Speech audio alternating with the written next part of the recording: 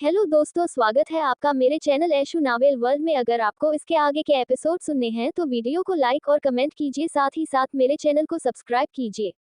Chapter 16। अब आगे। तुम्हें सियान के पीछे जाने का ऑर्डर किसने दिया? टैटू वाले आदमी ने पूछा। बताओ, मुझे किसी ने नहीं भेजा, अयांश के आदमी ने जवाब दिया। उसने मुझसे पैसे उधार लिए थे और मैं अपना पैसा वापस लेने आया था। सियान, क्या आप उसे जानते हैं?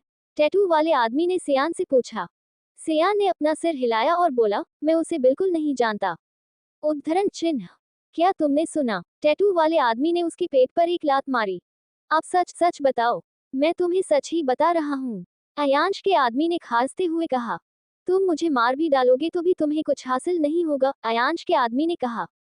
देखते हैं तुम कब तक नाटक करते हो। टैटू वाले आदमी ने एक बार फिर से अयांश के आदमी को मारा, जिससे वह बेहोश हो गया।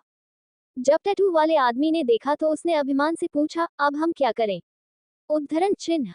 अब जब ऐसे हालात है तो उसकी जीभ काट दो और उसे छोड़ दो, अभिमान ने कहा।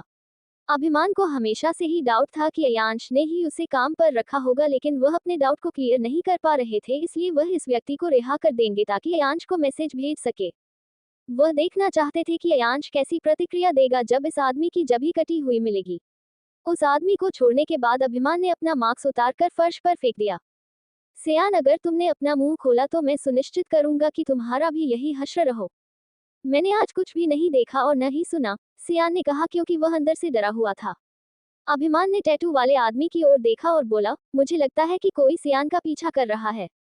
कोई अच्छी जगह ढूंढो जहां वह कुछ टाइम तक रह सके। समझ गया, मेरे पीछे आओ। टैटू वाले आदमी ने सियान और उसके परिवार को दूसरी जगह भेजने की व्यवस्था की। उसके बाद अभिमान ने ऐसे बर्ताव किया जैसे कुछ हुआ ही ना हो और वह वहां से चले गए। अगले दिन इश्की ज्ञान को लेकर रावत अंकल के पास गई ताकि वह अपने घोड़े को ज्ञान को दिखा सके। ज्ञान ने जब उस जगह को देखा तो बोला, इश्की, हम कहाँ जा रहे हैं? ये जगह काफी खूबसूरत है। क्या तुमने उस जगह को हमारे छुपने के लिए नए ठिकाने के रूप में खरीदा है? इश्की उसे घूरते हुए बोली, तुम कुछ ज्यादा नहीं सोचते हो? क्या तुम्हें लगता है कि मैं इतनी बड़ी जमीन खरीद पाऊंगी? उद्धरण चिन्ह। कुछ भी असंभव नहीं है, ज्ञान ने मुस्कुराते हुए कहा। थोड़ी देर बाद उनकी कार रेस कोर्स के सामने पार्क हुई। ज्ञान ने हैरानी से चारों तरफ देखकर बोला, तुम मुझे यहाँ क्यों लाए हो? उद्धरण चिन्ह। मैं तुम्हें किसी से मिलवाने लाई हूँ। उसकी आंखों में खुशी साफ दिख रही थी। सचमुच? ज्ञान को समझ में नहीं आया कि ऐसा क्या है जो इसकी को इतना खुश कर सकता था। हालांकि उसने कुछ नहीं कहा। जैसे ही इश्की अंदर आई उसने रावत अंकल को देखते ही कहा, hello Rawat uncle. Rawat uncle भी इश्की को देखकर खुश हो गए और उसे घोड़े को चारा देने को कहने लगे। तभी इश्की ने अपने घोड़े पीटर के बारे में पूछा। तब उसे रावत अंकल ने बताया कि उन्होंने अभी तक उसे चारा नहीं डाला है, तो वह भी उनके साथ उससे मिलने चलेंगे। ये जानकर इश्की और भी ज्यादा खुश हो गई और उसने ज्ञान को अपने साथ चलने के लिए कहा। दोनों जब वहां पहुंचे तो उन्हें वहां एक बहुत ही खूबसूरत घोड़ा दिखाई दिया, जिसे देखकर इश्की ने गर्व से ज्ञान को दिखाते हुए कहा, देखो यह मेरा घोड़ा है। ज्ञान भी पीटर को देखकर काफी हैरान हो गया, क्योंकि वह वाकई में सबसे अलग दिख रहा था। ज्ञान इश्की से तुरंत बोला, तुम बस इस घोड़े से मिलने के लिए इतनी दूर तक आए हो? उद्धरण चिन्ह। इश्की बोली, नहीं, मैंने सोचा तुम भी यहाँ घूम लो, शायद तुम्हें भी कोई घोड़ा यहाँ पसंद आ जाए। तब रावत अंकल ने ज्ञान को बताया कि पीटर यहाँ का सबसे तेज दौड़ने वाला घोड़ा है। ज्ञान को इस पर भरोसा नहीं हुआ और उसने कहा कि वह इस बात को नहीं मानता। तब रावत अंकल ने हंसते हुए बोले, तो तुम कोशिश करके देख सकते हो। दूसरी तरफ फलक की प्रोजेक्ट रिजेक्ट हो जाने के बाद उसने अयांश को मिलने के लिए गोल्फ कोर्स बुलाया था, जो अस्तबल के करीब था। फलक ने सोचा कि इश्की वहां नहीं रहेगी तो यह उसके लिए एक अच्छा मौका रहेगा। अयांश जैसे ही वहां पहुंच फलक काफी खुश हो गई और उसने जानबूझकर प्रोजेक्ट के बारे में बात करना शुरू कर दिया। हालांकि अयांश ने साफ साफ मना करते हुए कहा कि प्रोजेक्ट के बारे में उसे उसके अंकल से ही बात करनी होगी। फलक आज अच्छे से तैयार होकर आई थी, क्योंकि उसे उम्मीद थी कि अयांश का ध्यान उसे पर जरूर जाएगा, लेकिन जब अयांश ने उस पर ध्यान नहीं दिया तो वह काफी परेशान हो गई। उसने अयांश का ध्यान खुद पर लाने के लिए पूछा, मिस्टर सिंघानिया, मिस कपूर आज यहाँ नहीं आई? उद्धरण चिन्ह। वह अपने दोस्तों के साथ बाहर गई है, अयांश ने बताया। अयांश ने सोचा कि अब उसे यहाँ से जाना चाहिए, लेकिन फलक ने उसे रोकते हुए कहा, मिस्टर सिंघानिया, आपको आए हुए अभी 1 घंटे भी नहीं हुए, आप इतनी जल्दी क्यों जाना चाहते हैं? मुझे लगता है कि काफी लेट हो गया है और मुझे अब जाना चाहिए। मैं किसी और दिन प्रोजेक्ट के बारे में आपसे बात करूंगा।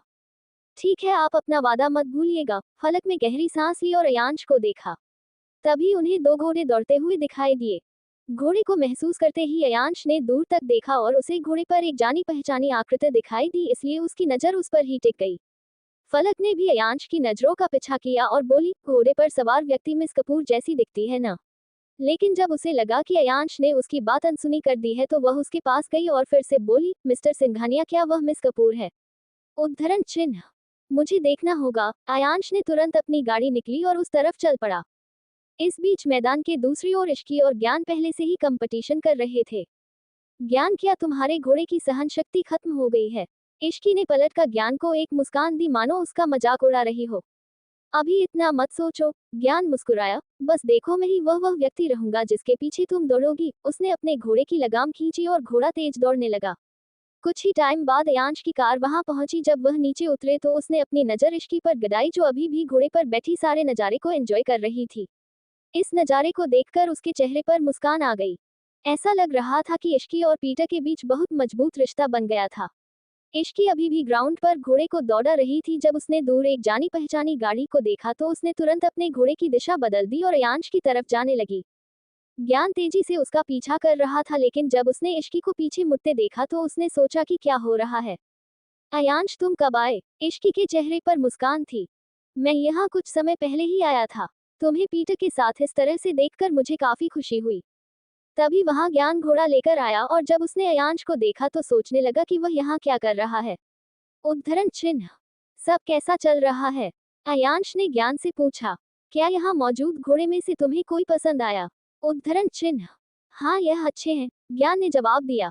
मिस कपूर, आप घोड़े पर बहुत अच्छी लग रही थी, फलक ने बीच में कहा। जब किसी ने उसे आते नहीं देखा तो वो बीच में बोलने से खुद को रोक नहीं पाई। फलक, तुम यहाँ क्या कर रही हो? अयांश ने तुम्हें नहीं बताया कि मैंने उसे आज गोल्फ खेलने के लिए बुलाया था? फलक ने हैरानी दिखाते हुए कहा। वह जानबूझकर ये दिखाना चाहती थी कि अयांश उसके लिए यहाँ आया था। स्वाभाविक रूप से इश्की समझ गई कि फलक क्या करने वाली है। इश्की ने अपनी आंखें घुमाई और उसने जवाब दिया, अयांश ने मुझे इसके बारे में बताया था, लेकिन यह एक संयोग था कि हम एक ही समय पर यहाँ थे।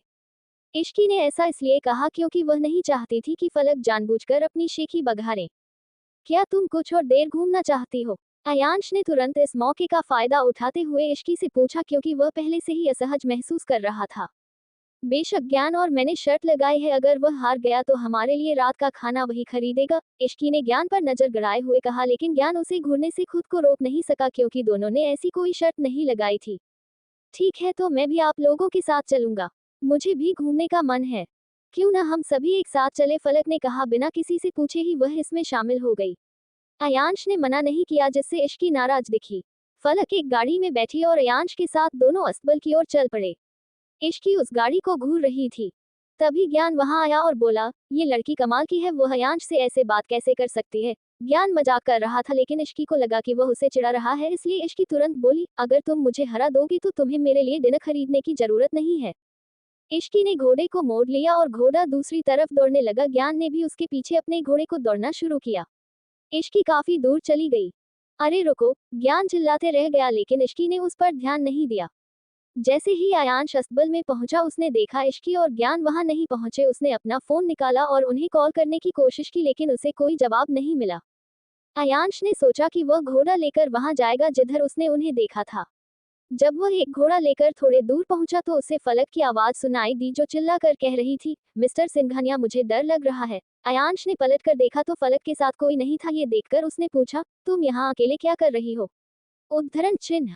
लेकिन फलक ने कोई जवाब नहीं दिया और अयांश से बोली, आप मेरा वेट करिए। अयांश काफी परेशान था क्योंकि उसे इश्की कहीं नजर नहीं आ रही थी, लेकिन फलक पहले से ही उसके पीछे आ रही थी, इसलिए अब वह कुछ कर भी नहीं सकता था। अयांश उसे समझाने लगा कि उस घोड़े को कैसे चलना है। अयांश उसे बता रहा था, लेकिन उसका पूरा ध्यान इश्की पर ही था। ये देखकर फलक बोली, मिस्टर सिंघानिया, आप क्या देख रहे हैं? वैसे मिस कपूर और उनके दोस्त कहाँ हैं? क्या आपने नहीं कहा था कि हम सभी साथ में घोड़े की सवारी करेंगे, तो फिर वह लोग कहाँ गए? उद्धरण चिन्ह। मुझे लगता है कि वह लोग आगे निकल गए। तभी कुछ गिरने की आवाज आई। अयांश ने घूमकर देखा तो फलक घोड़े से गिर गई थी। अयांश तुरंत उसके पास आया और उसे उठने में मदद की। फलक किसी भी कीमत पर अयांश का साथ नहीं छोड़ना चाहती थी, इसलिए उसने तुरंत कहा, मैं इतनी तेजी से घोड़े को नहीं चला सकती और मुझे अकेले यहाँ रहना ठीक नहीं लग रहा है। अयांश बोला, ठीक है चलो मैं तुम्हें धीरे धीरे आगे चलना सिखाता हूँ। अयांश ने फिर मन लगाकर फलक को घोड़ा चलाना सीखना शुरू किया, लेकिन फलक की नजरें अयांश पर से हट ही नहीं रही थी।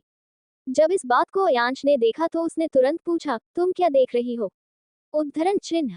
अरे नहीं, मैं बस सोच रही थी कि यहाँ का नजारा काफी अच्छा है। अयांश ने भी बस सिर हिला दिया। दूसरी तरफ, धीरे चलो इश्की, ज्ञान चिल्लाया। धीरे धीरे उनके बीच की दूरी कम हो गई।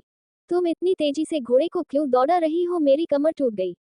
मैं बस अब नीचे उतरकर चलना चाहता हूँ, ज्ञान ने घोड़े को रोकते हुए कहा। इश्की पलटी और उसने देखा कि ज्ञान घोड़े से उतर चुका है। उसने निराश होते हुए कहा, हमने अभी रेसिंग शुरू ही की थी और तुम्हारी पीठ में दर्द होने लगा। क्या तुम्हें नहीं लगता कि तुम कुछ ज्यादा ही नखरे करने लगे हो? उद्धरण चिन्ह।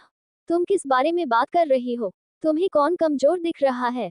हम काफी दूर निकल चुके हैं, ज्ञान ने इश्की की बात से नाराज होते हुए कहा। तभी इश्की ने उस जगह को देखा तो उसे याद आया कि वह किसी दूसरे रास्ते पर आ चुके हैं जो चारों तरफ जंगल से घिरा है। इश्की, क्या तुम्हें वापस जाने का रास्ता याद है? इश्की ने उसे घूर कर देखा। मुझे नहीं लगता है कि मुझे रास्ता याद है। इश्की पहले से ही दुखी थी और ज्ञान के लगातार नाटक से उसे गुस्से आने लगा और उसने रास्ते पर ध्यान नहीं दिया।